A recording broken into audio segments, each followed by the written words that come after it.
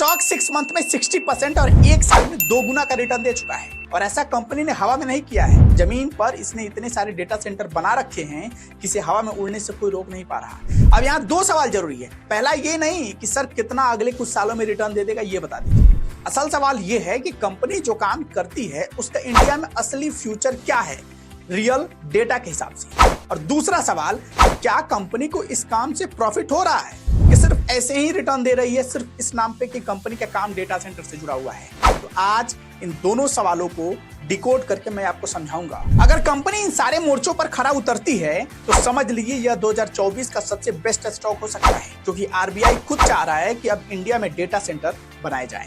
India का data India में ही store हो, यह आरबीआई की इच्छा है। अच्छा, एक बात बताइए, मैं आपको इतना सारा टेक्निकल चार्ट का तरीका रोज कुछ ना कुछ बताता रहता हूँ, इससे कभी आप प्रैक्टिस करते हैं?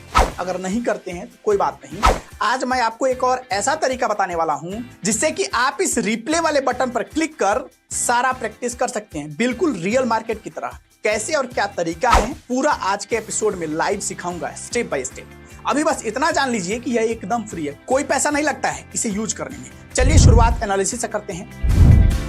कंपनी का नाम है ब्लैक बॉक्स लिमिटेड और काम फाइबर कनेक्टिविटी से लेकर सर्विलांस, केबलिंग और डेटा सेंटर का है। इनमें जो कंपनी काम करती है सबका फ्यूचर सॉलिड है। इसमें से सबसे अधिक फ्यूचर है डेटा सेंटर का, इसलिए क्योंकि आज के समय में एआई भी तेजी से हावी हो रहा है।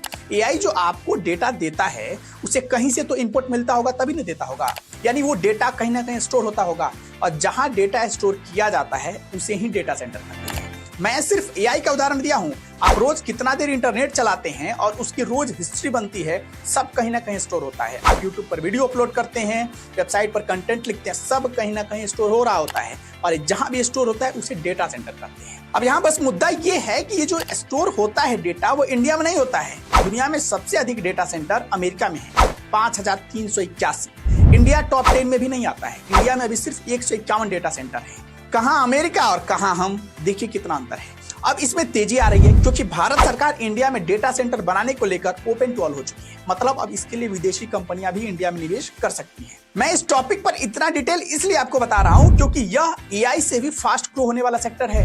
काम और फ्यूचर तो आपने समझ लिया, जिसका कोई तोड़ नहीं है।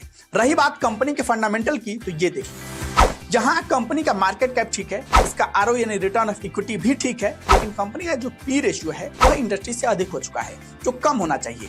यहां तक कि इसके ऊपर कर्ज भी है और इसका ईपीएस भी डाउन है, और तो और कंपनी कोई डिविडेंड नहीं देती है। फिर इसमें तेजी कैसे आई? जब स्टॉक की कीमत कम थी तब इसका पी रेशियो ठीक था। यह शेयर इतना भग गया कि यह थोड़ा सा ओवर वैल्यूड हो चुका है। वहीं जब आप इसके प्रॉफिट रिपोर्ट पर नजर डालेंगे तो यहाँ आपको थोड़ी खुशी मिलेगी, क्योंकि यहाँ हर क्वार्टर में ग्रोथ देखने को मिल रही है। यही वजह है कि पिछले कुछ क्वार्टर में इस स्टॉक में सबसे ज्यादा तेजी देखी गई है। कंपनी पर प्रमोटर्स भी भरोसा जता रहे हैं, मतलब ये कि ये कंपनी लंबी रेस की घोड़ा है। तो करना क्या है, थोड़ा करेक्शन की इसमें संभावना है।